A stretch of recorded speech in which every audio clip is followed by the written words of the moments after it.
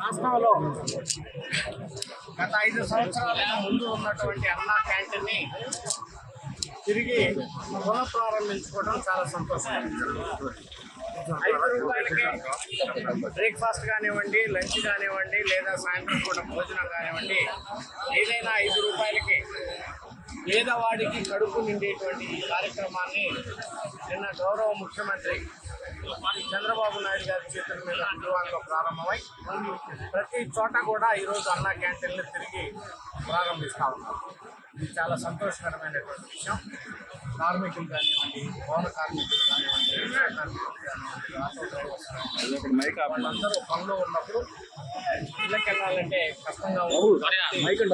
చక్కగా 5 రూపాయలకే మంచి భోజనం ఇవ్వటం అనేది ఇది హర్షించదగ్గటువంటి విషయం. ముఖ్యమంత్రి గారి యొక్క పిలుపు మేరకు అందరూ కూడా దీనికి ఎంతవరకు విరాళాలు ఇవ్వగలిగితే అంత మంచిది.